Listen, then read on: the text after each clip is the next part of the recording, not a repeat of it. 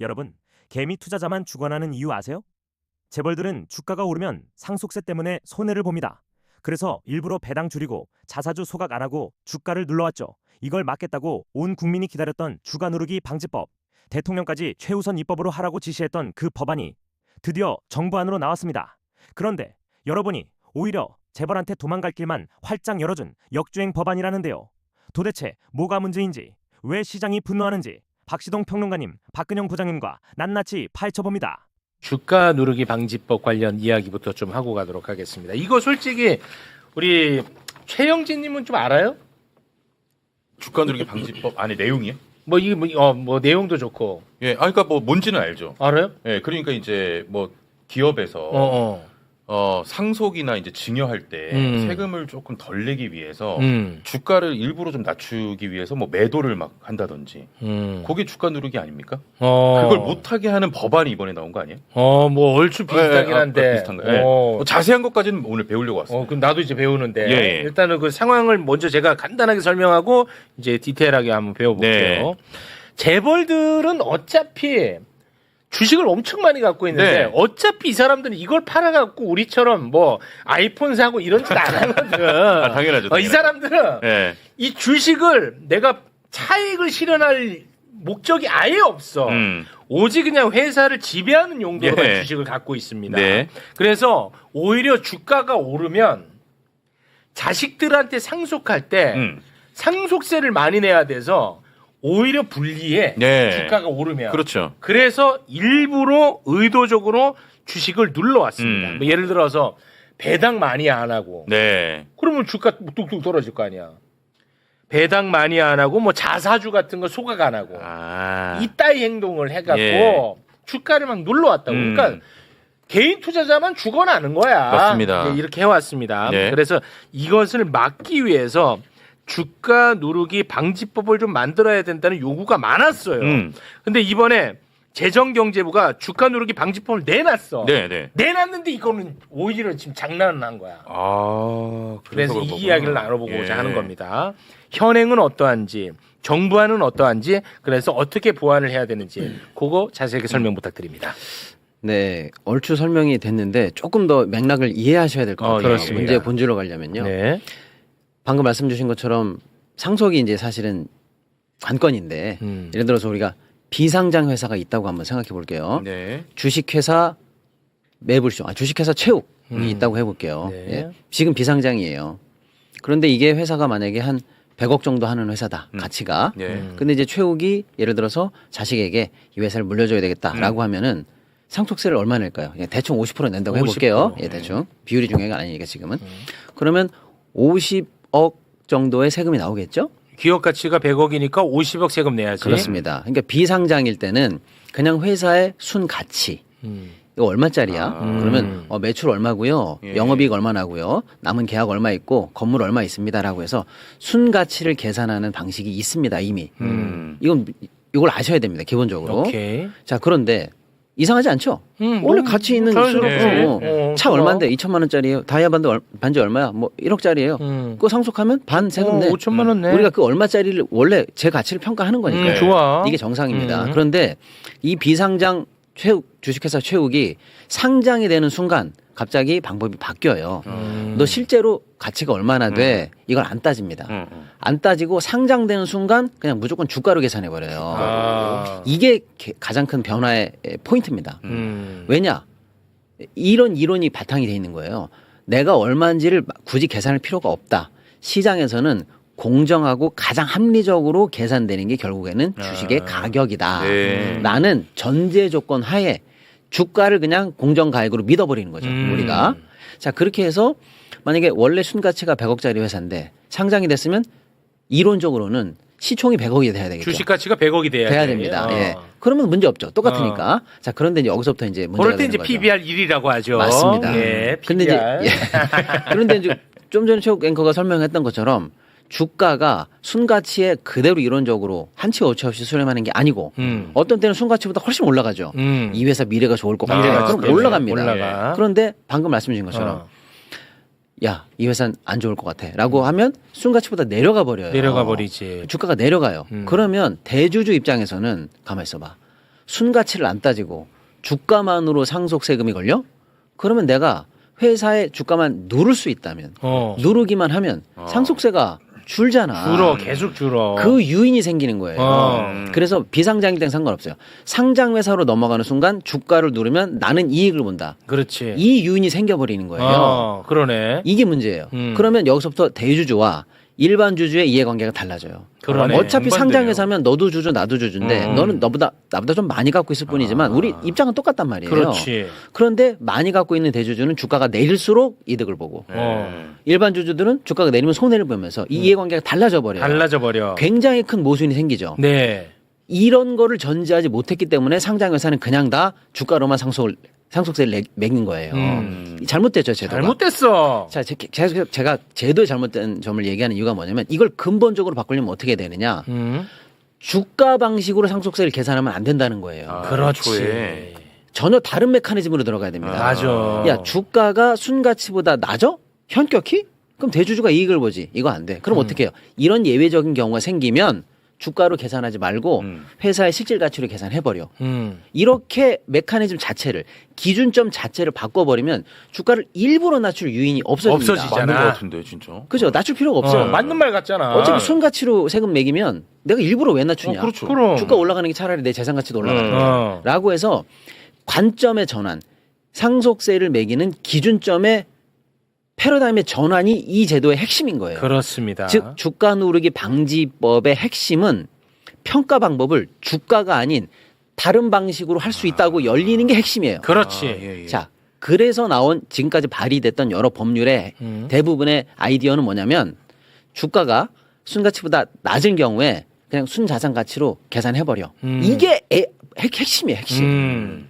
그게 이게 핵심이야. 핵심이야. 자, 그런데 이제 드디어 이제 재경부 안이 나왔습니다. 나왔어. 나왔는데 어떻게 나온 거야? 나오자마자 보면 이 본질적인 평가 방법의 변환이 안 들어가 있고요. 다 주가 안에서 결정되도록 되어 있습니다. 그러니 주가가 얼마나 낮을 경우에는 너는 좀 가산하겠다. 주가가 하위 몇 %면 나는 그걸 인정하지 않을게. 라는 등 좀 이따 말씀드릴게요. 이 디테일은. 네네. 그러니까 그 모든 디테일을 들어가기 전에 평가 방법의 전환을 통해서 주가와 상관없는 방식이 있어야 되는데 그렇지. 그게 아니라 다 주가 내에서 결정되는 방식 안에서만 지금 디테일이 나오다 보니 그거 조금 바꾸거나 내리거나 결국 주가로 결정된다는 거예요. 그러면 누를 요인이 생기잖아. 바로 그겁니다. 그러니까 주가 관련한 방법의 탈피, 전환이 없었다는 게 근본적인 문제. 이걸 지적해야 됩니다. 자, 근데 들어가 볼게요. 그나마도 그래서 큰 변화는 없는데 그나마도 나온 디테일이 다 문제가 있다는 거예요. 이제 들어가 봅니다. 그 와중에도 또 문제 있어. 이제 문제가 있어요. 그나마도 그래? 세게 나왔으면 뭔가 좀 들어볼 법한데 그 와중에도 이제 문제가 문제인 있어. 거예요. 자, 첫 번째. 그러면 너는 주가를 누르는 나쁜 기업이야. 라고 판정을 내려야 되잖아요. 어떤 거를 눌렀다고 판단할 그렇죠. 거냐. 그 기준이 3개입니다. 이번에 나오는 건 3개밖에 없어요.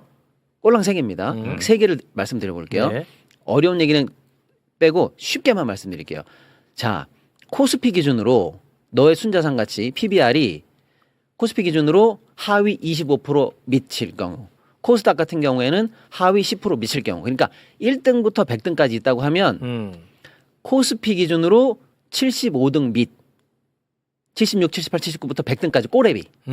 코스피 기준으로요. 코스닥 기준으로 하면은 90등 밑, 91, 92, 93, 100등까지. 여기에 걸린 회사면 너 주가 누른 회사에 내가 일단 체크할게라는 거예요. 이게 첫 번째 기준이에요. 오케이. 자, 들어보시죠. 이게 왜 문제인가?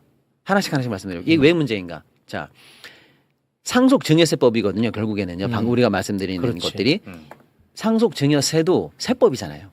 세법은 조세 법률주의라 법률에 명확하게 내가 과세 대상이 되고 몇 프로 확률로 세금이 나가는지를 알아야 됩니다. 그런데 방금 뭐라고 그랬어요?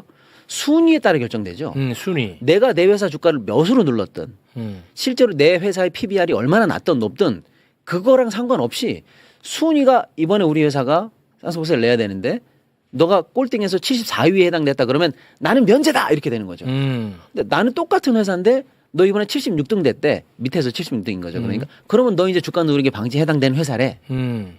순위에 따라서 상대적으로 결정되기 때문에 명확성이 없어요. 그 문제. 조세 법률주의 명확성이 위배됩니다. 위헌 시비가 걸릴 가능성이 있어 보여요. 그러네. 자, 그다음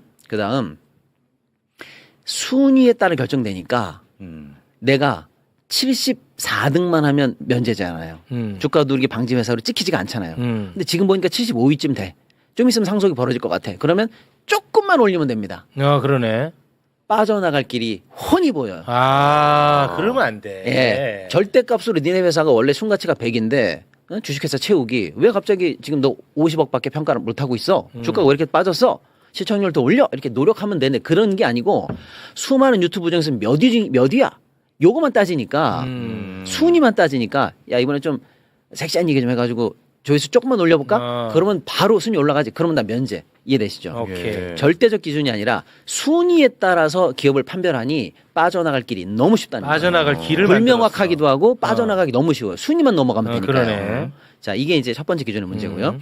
두 번째 기준은 그러니까 주가 누르기 방지 회사로 찍혀야 되니까. 찍히면은 그 찍힌 회사는 이제 가산한다는 거지. 좀 이따 그 페널티도 얘기할 거예요. 일단 그러니까. 대상이 돼야 될 거 아닙니까? 오케이. 넌 나쁜 회사 이렇게 찍어야 되는데 찍히는 조건 첫 번째가 순위에 따라 결정되니까 문제다. 두 번째, 찍히는 회사의 조건 나쁜 짓을 했을 경우. 근데 그 나쁜 짓이 뭐냐? 중복 상장, 교환 사채 발행 같이 주가에 딱 부정적인 영향을 주는 행동을 1년 안에 했을 경우. 요거예요. 언뜻 들어보면 나쁜 행동을 한 나쁜 사람이니까 찍어도 될 법 하잖아요. 이거 좋은 것 같은데. 그런데 중복 상장이나 교환 사채 발행 금지 같은 것들은 이미 지금 다른 조항에 다 들어가 있어요. 그러니까 마치 새롭게 우리가 주가 누르기 방지 행위를 새롭게 규정하기 위해서 추가적인 제재 수단을 강구한 것처럼 보이지만 하나만 한 얘기입니다. 하나만 한 얘기였어. 네, 이미 하나만 한 얘기예요. 이거는 빼라. 생색내기입니다. 빼라 재경부. 이거 별거 아니에요. 아무것도 아니에요. 우리 뭐 바본 줄 아나. 자, 세 번째. 이 대상에 찍히기 위한 세 번째 조건이 뭐냐면 좀 어려운 말인데 그냥 쉽게 말씀드릴게요. 그냥 뭐 6개월, 1년, 2년 단위로 일단 평가를 해서 그 기간 내에 최고액이 있을 거 아닙니까? 지금 주가가 만약에 뭐 10,000원이었는데 한 1년 전에는 한 30,000원이었어. 그럼 그게 최고 주가죠. 자, 상속이 일어나거나 증여가 일어나는 그 시점 대비했을 때 그 1년, 2년, 3년 안에 있었던 그 기간의 최고가보다 30% 떨어진 회사. 요러면 체크 나는 거예요. 30%만 떨어지면 너 체크. 이렇게 되는 거예요. 언뜻 들어보면 야 30%나 빠졌으면 주가를 누른 거 아니야? 라고 체크할 법한데 한데 문제는 뭐냐면 지금 기준으로 보면 상속이 발생하잖아요. 아까 현행도 물어보셨으니까. 근데 현행 기준은 어렵지가 않아요. 현행은 아예 규정이 없다시피 하니까. 지금은 상속이 발생하면 앞으로 2달, 뒤로 2달, 4달만 체크해요. 주가를? 예, 주가를. 지금은 4달만 체크하거든요. 그런데 이거는 뭐예요? 많으면 3년까지 체크한다는 거예요. 그러면 주가 누르기라는 행위를 할 정도로 영악하게 머리를 쓰는 회사면 5년 전부터 하지. 그겁니다. 더 많은 기간을 누르게 돼요. 아니, 당연하지. 3년 내내 누르게 됩니다. 그리고 상속을 언제 할진 내가 잘 알잖아. 그렇습니다. 그러니까 이게 언뜻 보면 야 고점 대비 30% 빠진 회사는 다 나와 하는 것처럼 보이지만 그 전부터 눌러놨으면. 전부터 누르는 겁니다. 재경부. 네. 바보 아닙니다 우리. 그렇죠. 그러니까 우리 박시동 끼고 합니다 방송. 그러니까 오히려 주가를 더 많은 기간 누르게 된다는 부작용이 생겨요. 이해되시죠? 그렇지. 그걸 할 사람들이니까. 그럼 개인 투자자들은 더 오래 눌려. 더 오래 눌립니다. 자, 이렇게 해서 너 주가 누르기 회사야라고 찍는 규정 3개가 나왔는데 3개가 다 오히려 피하는 방법을 알려주고 도망갈 길을 열어주고 하나만 하는 규정을 열려주고 그것 때문에 오히려 더 누르게 되는 상황이 생긴다라는 게 지금 현재 비판이고요. 자, 그럼에도 불구하고 해당이 됐다 쳐요. 그러려면 한 단계가 더 들어가요. 얘네들을 데리고 한 단계가 더 들어가요. 더 들어가는데 어떻게 들어가느냐. 국세청 안에 평가심의위원회를 열어서 심의를 한 번 더 받도록 해놨어요. 이 심의에서 그럼 뭘 정하냐? 아까 이 규정을 적용받았다는 거예요. 예를 들어서 너 꼴등으로 뭐 밑에서 90%다. 주가 누르기 회사로 결정났다. 그럼 들어와봐. 한번 필터를 더해. 국세청에서. 한 번 필터를 더 받아요. 근데 그 필터를 받는 이유가 뭐냐? 주가 누르기에 고의적 목적이 없었다는 걸 소명하면 너 무죄. 이렇게 빠져나간다는 거예요. 아니 그 재벌들이 그거 또 좋은 변호사 써갖고 다 빼겠지. 바로 그겁니다. 이거는 법률적 서포트 또는 로비의 서포트를 그냥 열어놓는 거다라고 우리가 비판할 수 있죠. 그렇게 비판해? 그럴 수 실제로? 있죠. 당연하죠. 왜냐하면 법률적으로는 목적, 고의 이걸 입증하기가 사실 굉장히 어려워요. 아니 제가 회사의 경영 판단 때문에 자사주점 소각 안 했습니다. 뭐 경영 판단 때문에 교환사채 발행했습니다. 그 말장난 고의 아닙니다. 네. 이러면 넘어갈 수 있어요. 그치? 그렇죠. 그러니까 법률적 요건이 명확하지가 않고요. 로비나 소명으로 기회를 빠져나가기를 열어줬어요. 재경부 로비 시장 열어놓은 거 들켰다. 네. 자, 이렇게 힘들게 꾸역꾸역해서 겨우 몇 개 회사를 건졌다 해볼게요. 너는 진짜 이번에는 못 빠져나갔다. 너 주가 누르기 일부러 한 회사다라고 하면 이제 페널티가 들어가야 될 거 아닙니까? 근데 아까 우리가 처음에 검토했던 건 뭐예요? 너 주가 눌렀으니까 실질 가치로 과세할 거야. 그러면 확실하잖아요. 그렇지. 근데 이번에 페널티가 뭐냐? 이게 이제 문제라는 거예요. 뭐야? 문제가 뭐냐? 누른 값 있죠. 누른 값. 현재 값이 어쨌거나 누른 거잖아요. 현재 값이 누른 거예요. 눌렀으니까 해당됐잖아요. 그렇지. 누른 값의 30%만 가산합니다. 그러니까 1조짜리 회사를 극단적으로 1,000억으로 후려쳤다고 쳐볼게요. 1,000억까지 눌러놨어. 눌렀습니다. 1,000억으로. 그러면 너 세금 얼마 내야 되는지 알아? 1,300억으로 놓고 우리 계산한다. 1,300억? 예, 30% 가산. 아니 9,000억을 눌러놨는데. 그렇죠. 현재가의 30% 가산이에요. 누른 거에 30%. 누른 거에 30% 가산. 그러니까 1,300억에 그러니까 쉽게 말하면 1조짜리 회사를 만약에 상속하면 세금이 예를 들어서 5,000억이 나와야 되는데 1조짜리 회사를 1,000억으로 후려쳐놨다. 그러면 1,300억으로 계산하니까 6, 700억 정도만 세금이 나와요. 아니 그 걸려도 아무 문제 없네. 바로 그거예요. 페널티가 너무 가볍다는 거예요. 그리고 이제 다시 원론으로 돌아갔을 때 페널티도 가볍지만 페널티의 핵심으로 오는 과정 전부 다 뭐예요? 주가잖아요. 주가가 상위 몇 프로, 주가가 몇 프로, 주가가 몇 프로. 다 뭐예요? 주가 관련한 규정들로만 되어 있어요. 그러니까 제가 이렇게 말씀드릴게요. 이 모든 본질의 핵심은 주가 누르지 마를 위해서 우리가 했는데 재경부가 내놓은 답은 뭐냐? 요렇게는 하지 마 이거예요. 이해되셨어요? 그러니까 어떤 길이 위험해요. 그러면 그 길로 못 가게 하는 그게 이 주가 누르기 방지법의 핵심인데 네. 그 길로 못 가게 하는 게 아니라 길 안에 단속 카메라만 많이 설치한 거예요. 그러면 가다가 카메라 잠깐 쓰고 가다가 잠깐 쓰면 결국에는 갈 수 있잖아요. 예. 표현 좋다. 예. 그런 방식으로 입법이 되니 도망갈 길 천지고 안 걸릴 길 천지다라는 거예요. 우리가 원하는 건 그 길로 가지 마. 이거였거든요. 그래서 근본적으로 다시 돌아가면 주가 누르기 방지가 사실은 상속증여세법이거든요. 그러니까 남들이 보면 상속세를 건드리는 것처럼 보이죠. 근데 우리가 지금 상속세 세율 얘기했나요? 아니죠. 상속세 세입이 좀 늘어가지고 국가 재정에 도움이 돼야 된다. 뭐 그런 얘기하는 거 아니지 않습니까? 아니죠. 정상화죠. 바로 그거. 이거는 네. 상속증여세법을 건드리지만 결국의 포커스는 그로 인해서 주가를 누르지 않아서 주가가 정상화되기 위한 금융대책이에요. 이거는요. 네. 그래서 우리 주식시장이 이걸 바랬던 겁니다. 그렇습니다. 예. 근데 지금 재경부 안의 핵심은 뭐예요? 주가 정상화랑 아무 상관이 없어요. 그러네. 오직 상속세를 잘 걸기 위한 심의 기준 같은 것들만 들어와 있다는 거예요. 우리가 이걸 논의하는 근본적인 이유와 메커니즘을 망각한 채 법규술 몇 개만 들어왔다라는 겁니다. 그러니 시장이 원하는 이거 주가에 도움이 되겠구나. 코리아 디스카운트가 이제 해소되겠구나. 내 주식이 왜 그동안 호재도 반영 못하고 떨어져 왔겠구나라는 거를 근본적으로 쇄신할 대책으로서는 너무나 부족하다는 평가가 그래서 금융시장에서 나오는 거예요. 너무나 아쉬운 거죠. 내가 볼 때는 이 대통령 속인 것 같이 보이거든요. 그래서 지금 나오는 비판이 당초 이제 민주당에서 논의될 때 대통령께서도 적극 동의했고 같이 막 만나갖고 맞습니다. 얘기 많이 했다고 여기서 해당 의원들이 얘기를 많이 했어요. 그리고 심지어 대통령께서는 신속하게 하라고 예. 최우선 입법으로까지 맞아. 하라고 예. 멘트까지 기억하시네. 하셨습니다. 그렇지. 그런데 나온 게 지금 용두삼이처럼 나왔지 않습니까? 장난질을 한 거야. 그래서 이제 심지어는 이런 비판까지 나오는 거죠. 이거는 대통령의 본의를 호도한 관가에 또는 기업의 로비가 들어간 쉽게 말하면 정책 쿠데타 아니냐. 그렇게 보입니다. 심지어는 대통령에 대한 배신 아니냐. 그렇게 보여요. 라고까지 비판을 받고 있는 중입니다. 아니 그렇게 보이는데 나는 몰랐는데도 네, 그렇게 그러니까요. 보여요. 듣고 네, 보니. 맞습니다. 예. 그래서 실제로 당초 누구야 재경부 장관? 그래서 실제로 얘기를 하세요. 누군데? 실명제로 가야지. 이름 제가 까먹었어요 지금. 그분 있잖아요. 왜? 구윤철. 그렇지. 나는 알고 있었다 이름. 예. 그래서 실제로 당초 민주당에서 발의된 여러 초안들이 있잖아요. 예. 지금 국회 심의에 올라가 있는 안. 그 안으로 하면 적어도 대상에 들어가는 기업들이 1,000몇백 개입니다. 1,300개, 1,500개 사이가 들어와요. 그 중에 예리하게 심사를 하면 될 건데 지금 재경부 안으로 지금 만약에 심사가 들어가잖아요. 네. 100개 미만입니다. 100개 미만이든 뭐 그리고 그것도 상관도 걔네들도 없어. 다 피해 나갈 수 그래. 있고요. 중요한 건 그 100개 미만이 걸린다고 해봐요. 걔네들이 알아서 할 문제지. 아니, 그건 상관도 우리 없어. 주가 정상화라는 시장 메커니즘의 정상화랑 상관없이 돼버립니다. 이게 본질을 잊어먹은 정책이라는 거예요. 제 말씀은.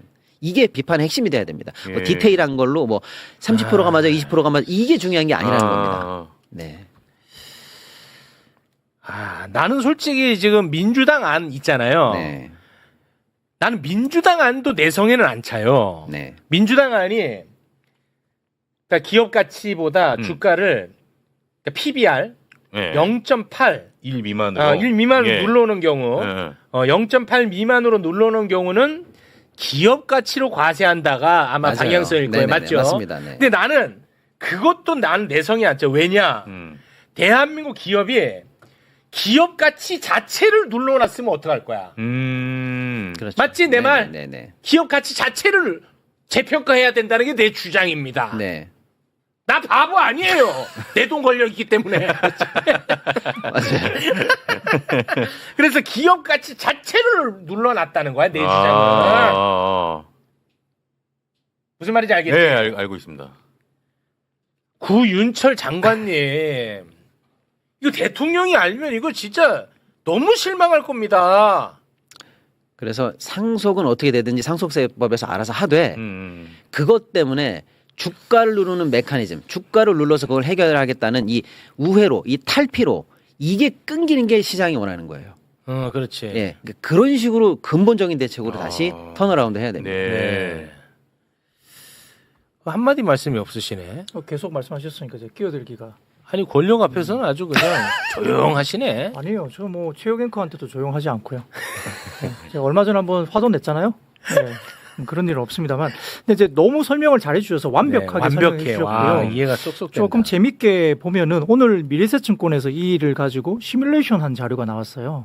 미래에셋증권의 자료에서 네. 이 일을 가지고 본질적으로 시뮬레이션을 좀 해봤는데 자체 계산을 좀 했다는 내용인데, 자 원래 이소영 의원이 이야기했던 일률적으로 PBR 0.8배 미만 상장사에 대해서 이제 비상장 주식 평가 방법을 그대로 적용한 경우 그걸 돌려보니까 미래에셋증권에 따르면 해당 기업이 505개 종대 회사가 나오고 전체 시가총액 합정이 이제 506조 원 정도가 나온다고 합니다. 예. 그게 이제 미래에셋증권의 시뮬레이션 네네. 자료인데 이번에 나온 세제 개편안 기준으로 하면 코스피 개수가 505개가 아니고 80개사로 줄어들고요. 그다음에 전체적으로 시총 합계가 48조로 줄어드니까 종목 수는 약 기존의 이소영 의원의 원래 했던 안보다 84%가 종목 수가 줄어들고 전체적으로 시가총액은 91%가 줄어드니까 이렇게 시뮬레이션 해보면 복잡한 요건은 엄청 복잡하잖아요. 지금. 그렇습니다. 그렇지만 세제 개편은 현행하고도 거의 차이가 없다라고 네, 맞아요. 결론 내린 거죠. 네. 그만큼 이제 이게 문제가 되고 있는 게 진짜 문제네. 네, 정말 조목조목 설명을 잘 주신 것 같습니다. 근데 아. 다만 이제 우리가 보면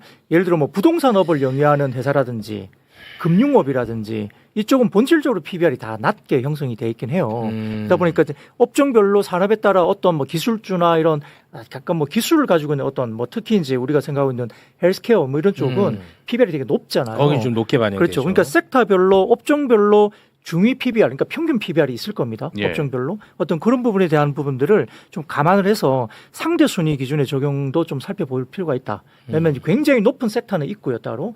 원래 근본적으로 부동산업만 하면 자산 가치가 뭐 토지나 이런 것들, 땅 이런 게 엄청 크잖아요, 자산 가치가. 네. 그 PBR 자체가 아주 낮게 형성될 가능성이 높아요. 그러니까 섹터마다 약간의 어떤 그런 표준 편차를 섹터의 어떤 중위 PBR도 좀 고려를 해서 뭔가 좀 개선이 필요하다. 여기까지 좀 말씀을 드릴 수 있습니다. 네. 아, 진짜 기대 많이 했거든요. 저는 맞습니다. 주가 네. 누르기 방지법. 금융시장 입장에서는 굉장히 기다리던 메가톤급 호재들 리스트 중에 꼭 올라가는 꼭 것들이 올라가는 거죠? 맞습니다. 근데 이제 이게 만약에 약발 없이 만약에 소멸된다. 그럼 시장 입장에서도 큰 호재 하나 날아가는 거죠. 그래서 특히 보면은 지주회사들이 주가가 엄청 눌러져 있어. 그래서 맞잖아요. 맞습니다. 네, 맞습니다. 그렇죠. 네. 그 왜 그 권력 앞에서 말 한마디도 못해요? 아주 말을 계속 하고 있습니다. 네. 근데 이제 예를 들어서 이제 얘기하시니까 상장사들이 이제 뭐 토지나 건물 이런 부동산을 많이 갖고 있는데 네. 그걸 아주 옛날 기준가로 갖고 있는 회사도 되게 많아요. 줘봐. 네. 그러니까. 그렇죠. 아까 기업 말씀하신 가치 게. 자체가 낮게 그렇죠. 평가돼 그렇죠. 있다니까. 한 30년 전에 산 건데 그걸 이제 평가를 그대로 그냥 놔두고. 그러니까. 근데 이제 그게 이제 자산 재평가를 해서 그렇지. 일부 좀 하기도 하는 회사도 그걸 있긴 한데. 자산 재평가를 하잖아. 네. 그럼 PBR은 훨씬 낮아질 거야. 그러겠죠. 정확합니다. 정확하죠. 네. 그래서 나 바보 아니라니까요. 좀 쉽게 설명드리면 네. 최욱 앵커한테 제가 물어보는 거예요. 당신의 가치를 내가 평가하겠다 이러면서 재산 얼마 있어? 그랬더니 나 아파트 한 채 있다. 아파트 얼마인데? 그랬더니 뭐 한 10억 되려나? 근데 알고 봤더니 압구정 현대야. 100억짜리야. 너 왜 나한테 10억이라고 그랬어? 나 10년 40년 전에 계약했던 그거 그대로 난 얘기하는 중이야. 예. 그럼 이걸 시가 평가로 바꾸잖아요. 갑자기 100억 부자가 되는 거죠. 그렇습니다. 예, 그걸 일부러 안 바꾸고 있는 경우도 많습니다. 그러면 PBR이 얼마나 뚝 떨어지겠어요. 만약에 PBR이 0.8인 회사가 있다면 이거 자산 평가를 다시 한다. 그러면 한 0.4 이렇게 된다는 겁니다. 그렇죠. 주가는 그대로인데 재산이 실제로 더 늘어야 돼요. 늘어나니까. 예. 자산 가치 대비 주가 가치니까 그렇죠. PBR. 네. 근데 뭐 많이 한다. 많이 알아요. 고영철 장관님 저 바보 아닙니다요. 그러니까요. 제가 출연한 뒤에 많이 달라졌어요.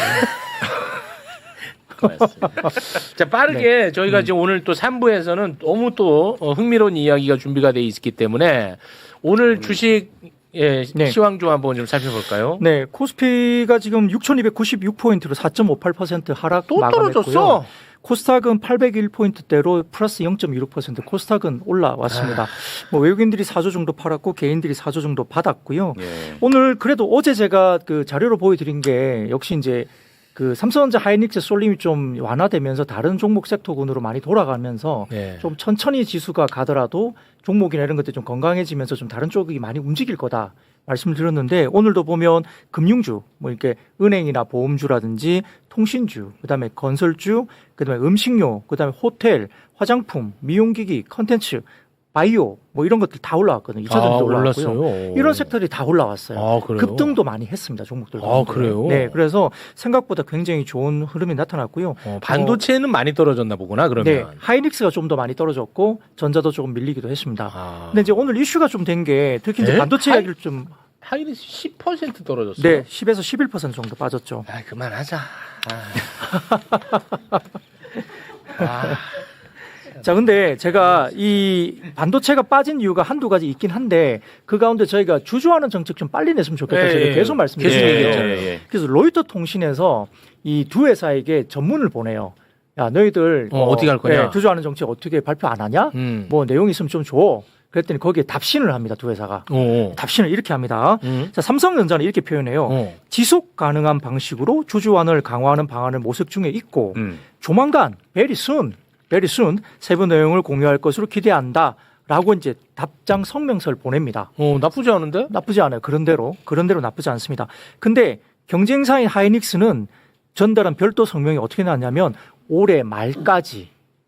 그러니까 우리가 ADR 상장하면서 콰이어트 기간이 있어서 이번 네. 25일인가 지나고 나면 네. 이제 좀 발표를 하겠지라고 맞아요. 사실 좀 설레발인가? 어쨌든 네. 빨리 하도록 사람들이 다 기대를 했잖아요. 기대했잖아요. 근데 이제 그 내용을 보면은 별도 성명에서 올해 말까지라는 게 표현이 들어갔고요. 올해 말까지 구체적인 주주환원 계획을 준비하고 있고 유의미하게 확대할 거다라고 말은 했습니다. 물론 주주환원을 유의미하게 할 거다. 근데 시기가 문제잖아요. 시기가. 네. 올해 말까지라고 나오니까 이게 좀 실망을 한 것 같고요. 거기다가 이제 로이터 통신이 거기에 대해서 딱 꼬집어서 이야기를 합니다. 지금 그 LXEG 데이터 로이터 계산에 따르면 삼성전자와 하이닉스의 연말 기준 순연금이 2,630억 달러입니다. 이게 얼마나 큰 금액이냐 하면요. 엔비디아의 예상 순연금이 1,020억 달러밖에 안 돼요. 그러니까 지금 삼성전자 하이닉스가 엔비디아의 2배 이상의 돈을 갖고 있어요. 아 돈을 갖고 있는 네, 게 어마어마한 돈입니다. 네, 그리고 엔비디아를 제외한 우리가 M7이라고 하잖아요. 엔비디아를 제외한 M7에 엔비디아 빼고 나머지 6개의 기업의 현금을 다 합친 규모보다 더 커요. 와. 돈이 엄청나게 많은 돈이 2,630억 달러가 이제 누적되어 있습니다. 그럼 뭐 할 건데? 글쎄요, 뭐 투자를 하겠다고 바로 하겠죠. 그 질문이에요. 예, 예. 예, 뭐 할 근데 건데. 예. 이게 주주환원 확대가 계획에 막 안 나오면 어떤 생각할 수 있냐면 경영진이 네. 지금 돈을 엄청 벌고 있잖아요. 네네. AI 호황 때문에 네. 그 향후에 어떤 그 이 업황에 대해서 안 좋게 보나? 내가 지금 돈을 움켜쥐고 있는데 좋을 거면 마치 보험금처럼. 네, 좋을 거면 막 이렇게 주주환원 하고 조업들하고 우리 계속 몇 년 동안 돈 벌 거야. 걱정 없어. 이렇게 할 수 있잖아요. 네네. 근데 내가 돈을 엄청 갖고 있는데 향후에 수익의 지속 가능성에 대해서 확신이 없으니까 불안한가? 옮겨주고 있다가 이제 꺾이면 이거 우리가 시설도 하고 나중에 써야 되니까 이거 내놓기가 좀 그래? 이러면서 보수적으로 갈 수밖에 없지 않냐 이러다 보니까 결국 어떤 업황의 신호에 대해서 확신을 못 가지는 걸로 해석할 수 있다. 그럴 수 있겠네. 예, 그게 이제 오늘 반도체 쪽에 빠진 이슈 중에 하나라고 볼 수 있습니다. 그러니까 거기다 지금 마이크론 같은 경우는 잉여 현금 흐름에 100%를 주저하는 한다고 발표를 했어요. 와. 마이크론은. 근데 국내에서는 뭐 50% 정도 이야기를 현재 하고 있으니까 삼성전자도 그러니까 그것도 좀 많기는 하지만 마이크론보다 좀 처진다라고 생각을 하는 거죠. 그러니까 결국은 이런 여러 가지 부분들이 AI의 어떤 시장 심리 회복을 하려면 자본 배분에 대한 부분들이 이게 경영진조차 스스로가 업황에 대해서 자신이 없는 거 아닌가라는 뉘앙스를 계속 주고 있는 걸로 해석하고요. 네. 그리고 어차피 그렇잖아요. 우리가 좋아한다, 사랑한다 말을 할래도 타이밍이 중요해요. 은근하게 좋아한다, 사랑한다 내가 알고 있는데 말 안 하고 계속 있으면 어떡해요. 짜증나잖아요. 예. 지금이거든. 실망하고. 네, 그렇죠? 네, 지금이에요. 그 타이밍. 그걸 해줘야 되는 타이밍에서 안 해주면 사람들은 다른 이야기를 생각을 하죠. 네. 이게 지금 아주 중요한 얘기입니다. 사실은 이제 오늘 하이닉스가 10%가 빠졌어요. 와, 너무 그 정도까지 빠질 일은 없어요. 어. 그럼 뭐냐? 물론 이제 요즘 우리 이 시장의 수급도 좀 피곤합니다만은 네. 그 수급을 그렇게 만든 실망하게 만든 이게 말하면 투심을 위축시킨 것도 사실은 굉장히 중요한 역할을 했다고 보는 맞습니다. 거예요. 근데 왜 실망했냐? 바로 그거예요. 주저하는 대책 관련해서 어저께 그 로이터 관련해서 연말까지라고 느슨하게 대답한 거죠. 자, 근데 이제 그게 이제 부장님 평가처럼 야, 쟤네들 돈 그렇게 잘 번다는데 왜 돈 안 풀어? 혹시 이번 경기에서 돈 들어오는 게 마지막이라고 생각하니까 꽉 잡으려고 하는 거 아니야? 이런 해석도 당연히 맞는 말씀이시고요. 네. 근본적인 얘기를 그럼 저는 다시 한번 해보려고요. 예를 들어 우리가 늘 펀더멘탈 얘기하고 반도체 얘기하고 또 실적이 좋습니다 이런 얘기 하잖아요. 네. 그럼 왜 주가가 올라가야 돼요? 배당 많이 주니까. 바로 그겁니다. 네가 실적이 좋거나 나쁘거나 나하고 무슨 상관이야? 이렇게 따로 놀게 되면 주가하고 펀더멘탈 분석하고 무슨 상관이 됩니까? 그렇지. 근데 주식을 살 이유가 살 없어. 이유가 없어요. 내가 주식 투자하는 것은 야, 이 돈으로 너 돈 많이 벌면 그거 나한테 배당해라. 네, 그렇죠. 바로 이게 그겁니다. 예. 핵심 아닙니까? 그 연결고리. 나는 투자하고 너는 그 돈으로 사업 잘하고 이익 많이 냈어? 그럼 배당해. 배당해. 또는 나에게 어떤 식으로든 주주 환원을 해. 그래 내 주주 가치가 올라가지. 네. 이게 기본적인 로직이잖아요. 그렇습니다. 이게 끊겨요 우리나라는. 아, 나 정말 최태원 정말 그러니까 지금 보세요. 미치겠다, 나 최태원. 부장님 평가가 지금 어느 정도냐면 전 지구에서 삼성전자 하이닉스가 돈을 제일 많이 현재 금고에 들고 있는 회사입니다. 네. 지금 M7 회사 들어가가지고 금고 털면은 돈이 없어요. 잉여 현금이 마이너스입니다. 근데 얘네들만 지금 수백 조가 지금 금고에 그득그득 쌓여 있거든요. 그리고 지금도 돈이 복사되는 중이에요. 그래서 우리가 펀더멘탈 시나리오 이상 없다고 계속 얘기하잖아요. 예. 그런데 왜 주가가 안 오르냐? 그 돈으로 나한테 링크 연결을 시켜서 나에게 주주 가치를 올려내야 주가가 오를 거 아닙니까? 그렇습니다. 그 대답을 하라는 거예요. 근데 지금 그 대답이 안 나오잖아요. 시장이 계속 왜 안 기다리고 나오는데 있는데. 최태원 씨 뭐 합니까 지금? 네. 그런데 심지어 이제 부장님 말씀처럼 아. 오늘 주가가 빠진 샌디스크라는 회사도 있고요. 아까 이제 마이크론 얘기도 하셨습니다. 네, 마이크론. 그 회사는 우리 돈 남잖아요. 100% 다 주주 환원하겠습니다. 이 얘기를 했고요. 오늘 샌디스크 회사도 이번 분기 순영업이익 있잖아요. 그것보다 넘는 금액의 연간 주주 환원 대책을 오늘 발표합니다. 했어요. 그러니까 얘네들은 이 선진 자본주의라고 하는 이유가 뭐냐면 그런 회사들은 실적 발표하면서 동시에 주주 환원 대책을 이렇게 하겠습니다. 주주님. 이 시장에 메시지를 내는 게 기본이에요. 기본이지. 근데 우리 이렇게 떼돈 벌었습니다라고 얘기하고 그 뒷얘기를 안 해버려요, 우리는. 그러고서 어저께 이제 인터뷰 들어갔더니 연말까지 한번 생각해 볼게요라고 하니까 시장이 실망을 하는 거죠. 그러니까 타이밍도 지금 더 늦기 전에 이제는 하이닉스 삼성이 세계적인 회사잖아요. 지금 세계에서 돈이 제일 많기 때문에. 세계 최고잖아. 그리고 ADR도 미국 가 있거든요. 예. 그렇기 때문에 이제 글로벌리한 기준에 맞춰서 해야 돼요, 주주 대책을. 그러니까 만약에 마이크론이나 샌디스크 기준으로 해보잖아요. 그러면 하이닉스가 이번 분기에 60조 남겼거든요. 근데 심지어는 순영업이익으로 하면 90조 남았어요. 키옥시아 지분 한 게 있기 그렇지, 때문에 맞아. 어쨌거나 벌어서 판 돈으로는 60조가 남았거든요. 근데 미국 기준으로 하면은요 60조 주주하는 대책을 내도 지금 모자를 판이라는 뜻이에요. 걔네들 기준에 말하면. 예. 근데 지금 우리는 아직 빵이에요. 말을 하지 않고 있거든요. 이걸 시장에서 분명히 요구해야 됩니다.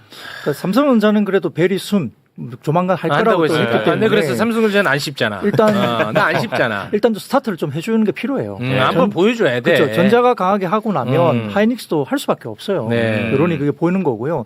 지난번에 말씀드렸던 키옥시아가 일본 쪽에 있는 회사지만 키옥시아도 이번에 실적을 미스했습니다만 네. 다음날 바로 급등이 나온 게 주주환원이 강력하게 나왔다. 네. 그게 일본도 그렇게 하고 있어요. 그렇습니다. 한국이 그렇게 따라가는 건 좀 이상하고 우리도 해야 된다. 최태원한테 왜 한마디도 못해? 아니 그 진짜 권력자한테 왜 말을 못해? 나는 뭐 이렇게 얘기하면 좋은 줄 압니까? 나도 SK 관련해가지고 광고 받고 싶어요. 광고요? 예. 예. 반도체 광고 하고 싶어요. 저 이번에 반도체 바꿨어요. 하고 싶다고. 유쾌하네. 최태원 씨 뭐합니까 진짜? 뭐 사놓으면 우상향 한다고 말만 하고 본인 막 이번에도 또 주식 사고 그랬더만. 그거 왜 주식 산 거예요? 최태원은 갑자기 자기 돈으로. 이게 이제 그런 그러니까 메시지를 시그널을 시장에다가 낸다. 나도 삽니다. 소꿉놀이 합니까? 그렇죠. 여기까지는 잘했는데 진짜 그거는 예고편이었고 본편이 나와야 되잖아요. 나와줘야지. 그러니까 삼성도 지금 사장이 자사주를 일부 샀어요. 개인 지분으로. 네. 근데 그 샀던 매수 단가보다 지금 오늘 가격이 더 떨어졌어요. 아 실패했네. 그러니까 시장이 그 정도 예고편은 잘했지만 맛배기였고 빨리 본편을 보여달라고 지금 얘기하는 거예요. 그렇습니다. 자, 이제 우리가 개인 투자자들도 이제 임시주총 요구를 지금 하고 있습니다. 삼성전자 쪽에다가 특히. 네. 그래서 지금 그 개인 투자 플랫폼의 액트라고 ACT 액트라는 곳이 있다고 하는데 이쪽에서는 이번 주에 삼성전자 임시주총 개최하고 320억 달러 정도의 자수주 매입 캠페인이 또 시작됐다고 해요. 그러니까 개인 소액 투자자들 일어나야 됩니다. 일어나야 필요하고요. 돼. 의견들을 계속 주고 이게 해외 경쟁사보다 너무 주주환원이 안 되고 있고 미국 같은 경우는 주식을 계속 이제 소위 말하면 바이백이라 해가지고 자사주를 사서 소각하고 그러면서 주식수를 줄여요 계속. 그러면서 이제 돈을 버니까 주가가 계속 주식수는 주는데 돈을 버니까 계속 주가가 장기로 올라가거든요. 근데 한국은 계속 증자를 하거나 자꾸 뭐 중복 상장을 하거나 계속 이제 물적 분할을 하거나 막 이러잖아요. 네. 실제 하이닉스 같은 경우도 ADR 상장 자체가 유중에 해당하는 부분도 있기 때문에 네. 주식수가 늘어나는 거예요. 희석이 되죠. 근데 주주 완원도 없다 이러면 주가가 올라갈 동인이 없고 외국인 그렇습니다. 입장에서는 이 주식을 살 이유가 없죠. 이유가 없죠. 그러니까 외국인이 어쩌게 했어요? 하이닉스 이야기할 때 ADR 사라. 본주 사지 말고. ADR이 훨씬 비싸잖아요. 가격이. 근데 차라리 ADR 사고. 왜냐하면 업황은 좋으니까. ADR 사고 한국에 있는 본주 사지 마라. 이렇게 나오는 것들도 결국 거기에 방점이 좀 외국인 눈에는 그렇게 보일 수밖에 없죠. 네. 그러니까 그게 주가의 차별화가 결국 디스카운트 요인이 계속적으로 좀 유지가 되는 거니까 알겠습니다. 뭐 바라건대 삼성이 좀 먼저 좀 공격적으로 빨리 최대한 빨리 어떤 주주 환원을 좀 강력하게 내주면 네. 하이닉스도 거기에 따라서 어떤 분위기가 좀 바뀔 수 있다 이런 알겠습니다. 생각도 좀 해봅니다. 예. 근데 이제 오늘 매불쇼 댓글 보니까 이게 쉽지 않겠어? 보니까 참 희한한 게 재벌을 좋아하네. 최욱이 너가 뭔데 재벌한테 그렇게 말 싸가지 없이 하니? 아이, 야, 안 되겠다. 더 눌러라, 주가 더 누르고 쭉쭉 눌러라. 안 돼. 방법이 없어. 이상하게 그 재벌들을 좋아해. 아 그래요? 왜? 나는 이해가 안 갑니다. 솔직히 말하면. 와, 자꾸 존니 부르라고 하는 놈 누구야? 계속 존니. 여러분 이해하세요. 예민해서 그래요. 존니는 야 존보 계속 오랫동안 투자하라고 하는데 우리나라 시장이 그게 맞냐 지금? 이것부터 해결하고 존니를 불러야지. 계속 그 존니 부르라고 하고 있어. 네. 이거 봐 이제 계속 존니 부르래. 여러분 이해해 주세요. 네. 예민해서 그렇습니다. 돈이 걸려가지고. 고맙습니다. 네.